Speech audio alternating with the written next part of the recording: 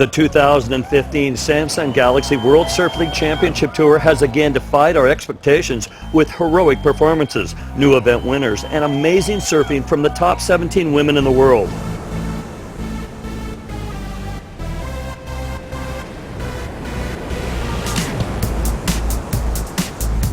Poised to run away with the title after back-to-back event wins, Carissa Moore soon realized it wouldn't be that easy. Courtney Conlogue made it clear with wins at Margaret River and Rio, two vastly different playing fields, that she would be a real contender for the 2015 title. With the withdrawal of Stephanie Gilmore, Sally Fitzgibbons was passed the torch as the tour veteran, proving to the world just how determined she is to finally hold that trophy high. She defied the odds in winning the Fiji Women's Pro with a ruptured eardrum. Former Rookies of the Year and best friends Bianca Batendock and Joanne Defay have been standouts, with Joanne nabbing her first CT win at the Vans U.S. Open of Surfing. With a season of mixed conditions, Trestles provided showcase conditions for the best women in the world, as the triumphs and upsets played out in amazing groom lines of Southern California. Carissa Moore, still reeling from her loss in this same event last year, could not be matched in these conditions. Her smooth, powerful style proving while she has already 2 world titles.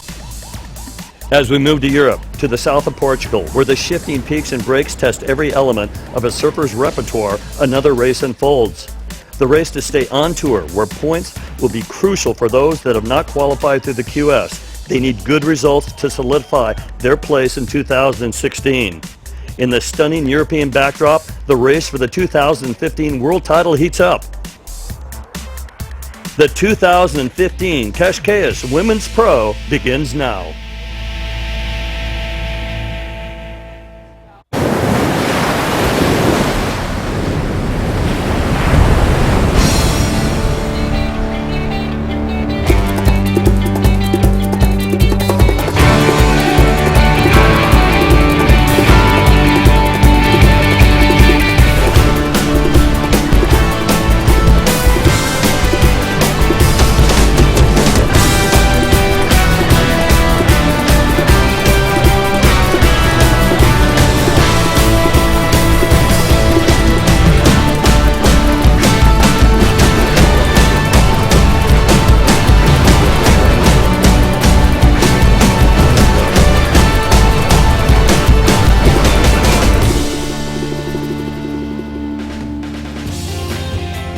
Good morning, or bom dia, as they like to say here in Portugal. Welcome to Cascais. This is stop number 8 on the Women's Championship Tour. It is a beautiful day here. Thank you for joining us on Dawn Patrol. We've got an incredible show for you here today. We're going to, of course, get the official call and let you know whether we're going to get competition underway. We're going to take a look back at the Swatch Women's Pro and find out how exactly we got here. Of course, we're also going to get some fantasy picks from Rosie to help you guys out with your fantasy team. And we're going to break down the possible locations here because we do have the ability to go mobile. So that makes this event very exciting. Here to help me with all of that, the one and only Pete Mel. He needs no introduction. Oh, good morning, Chelsea. How are you? Thanks for being here. Good morning, everyone. I'm glad you made it. Rosie, good Hodge, morning. We are a little sleepy here because they just actually got in. And, of course, we've got Gig Selliers, who made it here, but your bags did not. Well, that's I'm not the only person, but what a privilege to be here. Great, guys. Lots to talk about this morning, and just fantastic to be in the old world feel here of Portugal. It's absolutely hard to believe that just about 48 hours ago we were crowning champions at Trestles in California, and now this morning we're here. We're European guys. Yeah, no, it's one of those things that these girls, have to figure out how to deal with, because you get that quick turnaround. You got to have your boards. You got to have everything. Mostly your health, and being able to do that. The champion will be crowned is going to be the person who can handle that the most. It can be stressful trying to get through the jet lag, trying to make sure you've got your bags, and then of course they've also got to compete. So we're going to find out if we will start that today with the call. We've got Strider Wazalewski on hand with our commissioner, Jessie Miley-Dyer. Strider, take it away. Yep, down here with Jessie Miley-Dyer, the women's commissioner. We've got everything from castles to half pipes down here on the beach. How are the waves looking? You know what, right now there's really nothing out there, so we're going to be off for the day. we're looking at a much better forecast. I think, you know, it's pretty tricky here with the wind, but we're definitely going to get waves, and with everyone coming straight from, you know, lower Trestles, I think to have the delay day first off is going to be nice for everyone to readjust. Well, there you have it. We're all going to get comfortable, settled in, and hopefully have some surfing for you real soon. All right. Thanks, Strider. It looks like Mother Nature is on our side. She's going to give everybody a bit of a rest, let everyone's bags and luggage and whatever else come in. And we're actually going to walk through the forecast because it does look like things are going to be improving throughout the rest of the week. Talk us through that, Pete. Well, you look at conditions here. I mean, the bonus here at Cascais is that we sit facing south, so a lot of the north winds that we get blow directly offshore here. Now, the downside to that, of course, is getting when the swell picks up, you have to have it wrap all the way around in. Take a look at here. We do have some swell in the water right now. You know, Guincho, our backup spot, is just getting slammed. A lot of wind, big swell, washing machine out there. It's very exposed. It's around the corner, so ultimately that swell out there, that's why we're kind of taking a break and also obviously getting settled in. But there is some swell on the tap.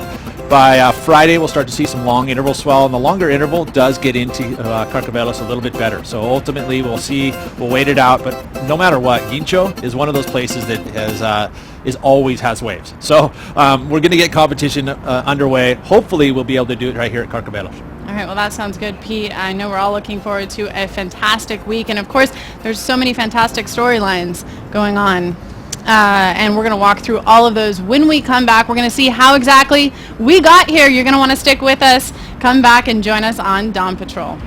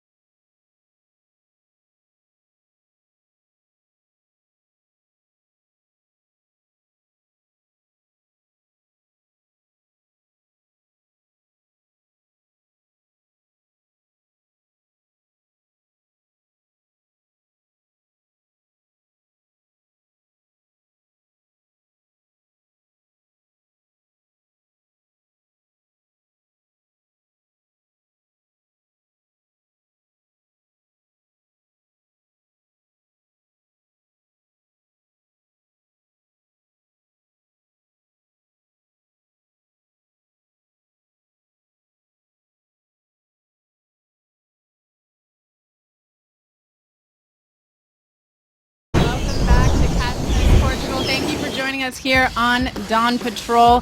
We are starting the European leg of this tour, but we did just come off the event at Trestles, and it was an incredible event. So many different storylines that came out of that event, especially changing hands, the world number one. We've got a brand new world number one and a new yellow jersey wearer, well, if that's a word, yeah, coming into this event, Pete. Yes, we do have a new the Jeep rankings leader. That would be Carissa Moore. I don't think there was really any huge surprises, for me at least. I think that Carissa, being that she took the win there, it's an event that she's got so much experience and years of competing in that spot. I think the only real big surprise was maybe Courtney Conalog, but she lost to Lakey Peterson, who was an informed surfer at Trestles as well. So again, I think it was probably a bummer for Courtney, and she's going to be coming into this event fired up. Yeah, definitely. And you mentioned Courtney, relinquishing that Jeep Leaders jersey, and you just think about the implications for her coming into Portugal more fired up than ever, and obviously Carissa taking that rankings lead for the second time this year. Started off this year with a bang with a win at Snapper and a win at Bell, so Carissa very comfortable in this position. And how about that final gigs? I'm sure you were tuning in. Oh, absolutely. World-class surfing on offer there. And, Bianca Buitendach, we're not talking much about her right now, not being country biased. She's getting into just a little bit. No, she's going into a steady pattern, Pete. Yeah. Semis and finals, back-to-back, three events. Finals in 4 events. I mean, she's on fire. I mean, it's one of those things that we love to see from her. Her backhand has been solid all entire season. We've seen it from the very beginning when she was a rookie on tour. She's very comfortable in the backhand. And I can't wait to watch Bianca, actually convert those final bursts into wins. Going up against someone like Carissa, she is so comfortable, taking a final and really leading it the whole way. But Bianca is really finding her form. She's finding that confidence, and she realizes her place on tour. And then you think about Carissa and that heat where she came behind when Tyler Wright got the 9.93 to start the heat out right out of the gates. I mean, that was something that was unbelievable to have the resilience to be able to turn that heat. Yeah, you could feel the switch actually in the air after Carissa took that win. I think that's really what motivated her through the final. Well, Peter, just another point to make with Carissa Moore. She's visiting the 9-point mark almost every event and almost every round. Go back and look at the stats. She's doing a great job in 2015. Well, I'll tell you what, she's going to be loving that day off today because I think the rumor has it her boards did not show up, and ultimately that was a tough one for her to swallow right now. Yeah, and we talked about that yellow jersey changing hands. Let's take a look at the Jeep leaderboard because there has been some changes as a result of the events at Trestles. Go ahead and walk us through this, Pete. Well, you take a look at this. I mean, Carissa Moore and Courtney Conlog have stepped up a little bit. You look at the points difference between second into third. Sally Fitzgibbons is sitting there. She's in contention, but, having that big gap between second and first, I think ultimately is going to have to, some stuff's going to have to shake up in those top two. Yeah, and you talk about Sally Fitzgibbons, that quarterfinal finish for her at the SWAT Women's Pro. That was very disappointing for her. You could see that she really took that on. She figures that, she might be out of the title race at this present time, so she sees herself as a spoiler. But, I see Sally as just being so consistent that she's really got to keep her head up. Any surprises here for you, Rosie, on this leaderboard? Is there anyone that you thought would maybe be higher, anyone that you kind of surprised you coming out of the last event? Well, I just feel like Lakey Peterson's been on such a great roll at the moment, and the way that she's looking, I wouldn't be surprised if she jumps up a few places after the conclusion of the Cascais Women's Pro. And you guys were talking about Carissa's boards, and we know that's got to throw her probably a little bit, as it would any competitor. We did get to catch up with her yesterday, so let's go ahead and take a look at how she's feeling.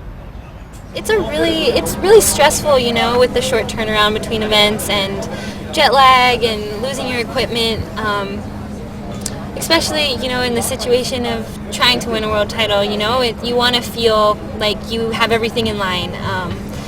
I'm so stoked to be in the position I'm at. I'm stoked to be here in Portugal and Europe, and I've been so excited. I think I just have to let go a little and just have faith and trust that it'll all work out. It's not in my control, so I'm going to make the best of the situation and put everything I have into it and fight as hard as I can. But yeah, feeling a little unprepared right now and a little frustrated and stressing out, but it'll work out.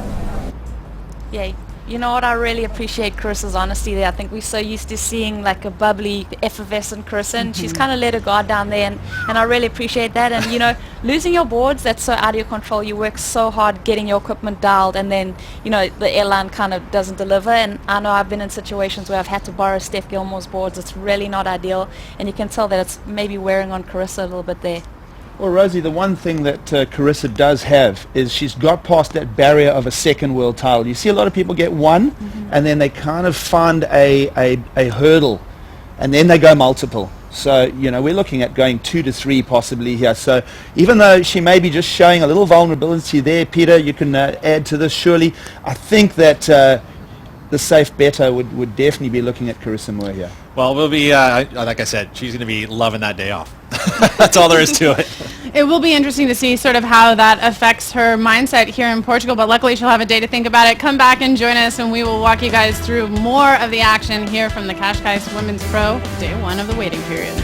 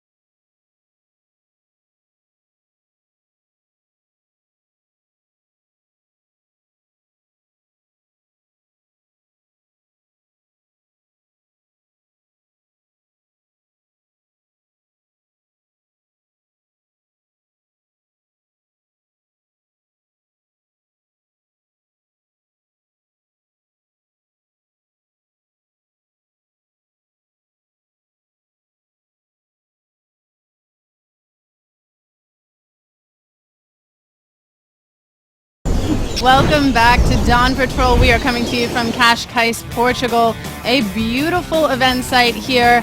We're very, very lucky. And Carissa Moore coming into this event, sitting at number 1, a very comfortable spot, but you cannot forget there are so many other very worthy competitors here, and it is going to be a fight to the event win. And we're going to talk about that because you guys are going to want to set your fantasy lineups before we get started in the competition. You can still do that, and Rosie is going to give you some very helpful insights so you can beat all your friends, which, let's be honest, that's what it comes down to. Well, guys, it's always tough for me to go onto the fantasy and kind of choose, people to pick, people to start and who to sit. And I just feel like, you've really got to look at what we have on offer here in Portugal. I mean, you've really got to be able to adapt. You've got to be able to think on your feet. You've got to have your equipment dialed.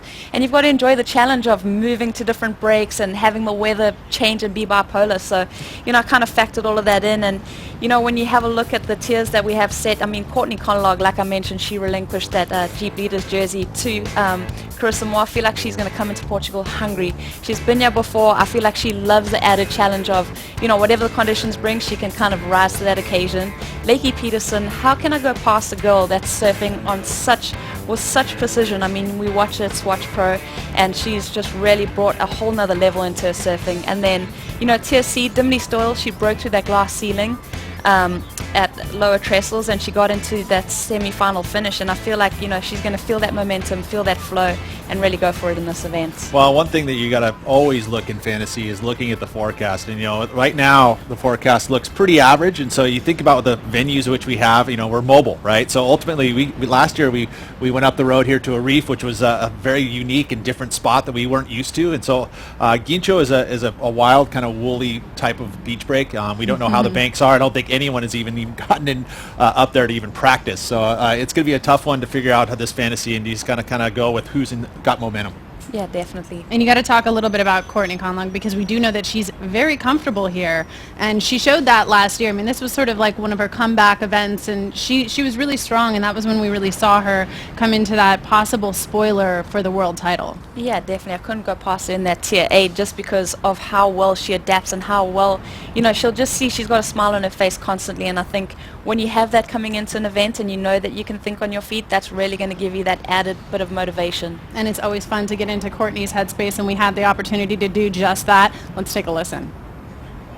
The reason I love coming to Europe is I get to surf Portugal and France, and this year Portugal is my first spot, and I've been coming here for probably about 8 years, and I have a really deep connection with Europe, and I love the place. I love the people, the waves, and I've been fortunate enough to be traveling here for a while now, and I love everything about Cascais and Carcavelos. When there is swell, it's one of the funnest waves, and I'm really looking forward to seeing what the contest holds.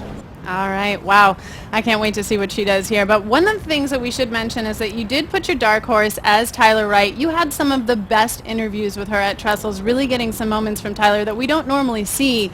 So why did you choose her as your dark horse? Did you see something that you want to share with all the rest of us? Well, I mean, if you just see the way that Tyler really wore that disappointment at the Swatch Women's Pro, losing to Carissa, I feel like, you don't often see that from her, and I think that kind of is going to fire her up again. I think she's in a place where she realizes, hey, this is what I want to be doing. I want to be at the top of women's surfing, and, I want to get the great results that I'm used to getting. I mean, Tyler, you've never seen her go less than a quarterfinal finish for the last 4 years. Well, you look at that, she doesn't have a whole lot of 13s, but actually the one glaring thing to me, after all of the performances she's been going on for the last couple of years, there's no finals there. I mean, there's no, top 2 at all.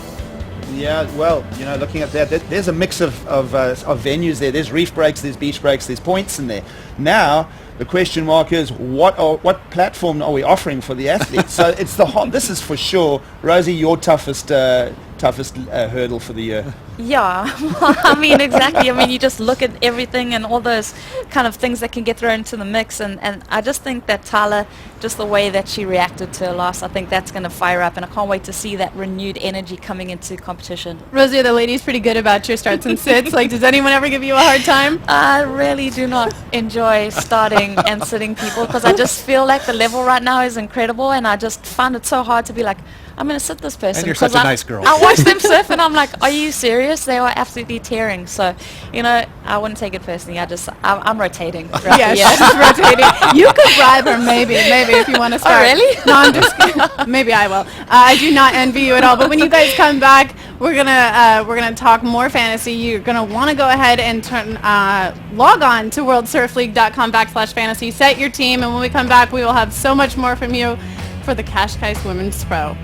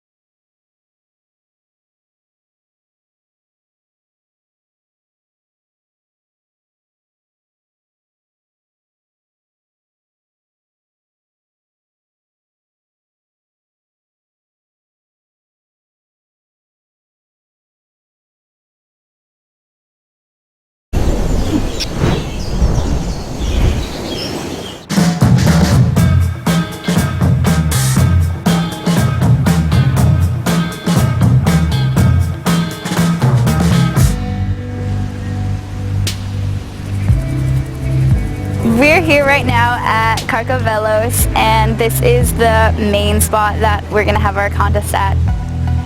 As you can see right now, it's kind of a lake.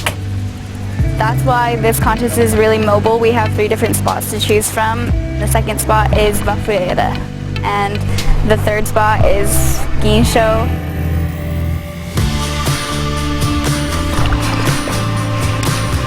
There's 2 spots at Guincho. The one I was surfing was the left in the corner of the beach. You pretty much have to paddle out in the middle of the beach because there's always a constant rip current sucking out and pulling sand from the middle of the beach over. It has really fun double ups, and there's opportunity to do really good maneuvers and sometimes even barrels. The way that the rip current pulls, it doubles up, and you can definitely get a good one if the contest is on.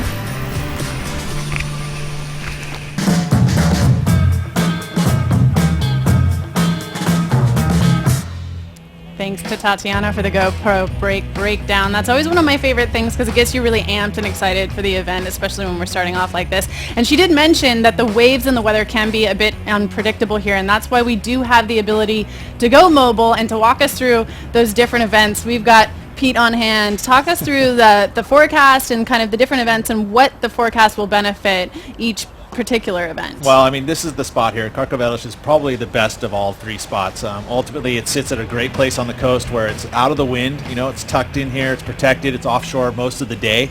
You know, and you got northwest winds that blow each and every time. And the beach break here, it gets nice and big and barreling. It gets really quality. The only downside to it is it needs quite a bit of swell and actually to pick up extra size waves. You know. Yeah, Pete, you were talking about that northwest swell and how it really needs to do the wrap. So bigger periods are going to do the wrap around into this beach. Of course, this is just a beautiful amphitheatre, just a 5-minute drive from the centre of Lisbon capital. So it's a great theatre for the sport, certainly. But do we have enough swell on hand? Yeah, that's exactly it. But the bonus to this is that we got Guincho, which sits out in a very exposed area on the coastline where it picks up a lot of wind. That's always can play a bit of a challenge, being that you'll blow early out there too, so you'll get this northwest wind. So you want to see it light winds for Guincho, and not a ton of swell. You kind of want it to be on that smaller side because it picks up so much swell that literally if you get a 3-foot swell, it's be pretty wild and woolly over there. And then of course last year we went to Buforera, which was a reef break just in between Guincho and Carcavelos. And Buforera is a unique wave because it's so tide sensitive. I remember we were watching it, Rosie, last year, and certain tides, the higher tides, it tends to like it a little better. It's a little fuller wave, but you got to have the right boards for those types of waves, and you got to be able to dodge the rocks. Yeah, exactly. And you just look there, 2 to 12 foot, so it can really handle any kind of swell. And I know, you sit on that rock like you mentioned, but then the tide kind of swaps around. There's a couple rocks you have to be aware of. So, very challenging break. It's a really fun wave that's got a lot of push. And we did have our finals there last year, so that's a really fun spot. And Rosie, you got to surf a bunch of different locations last year. Did you have a favorite? I think Buforera can be a very fun wave to surf, and then also Guincho, because like Tatiana mentioned, you have that left in the corner, then the far side of the beach always has that kind of peak. It's almost like a rip ball right that you can get, and then you've just got to be aware of the sandbars there. I think that really gives it that variety. Well, I think that's why it's so nice to have these a day off today. We'll come back tomorrow, and ultimately you never know what we're going to be running events, but I mean, to be able to surf a few waves and actually get wash that jet lag off, and get used to your boards a little bit and just get settled in. Well, Pete, that's the reality of what we're facing this week here in Portugal. We do not know the answers right now, and that's what makes it so exciting. It's going to be a worthy winner when we get to the end of this. It sure is. All right, guys. Well, what we do know is that we have a fantastic week ahead of us, and we hope, of course, tomorrow will be the day that we start. But you're going to want to come back and join us here on Dawn Patrol at 8 a.m. to find out if we will be starting competition. We look forward to seeing you then. Thanks again for joining us.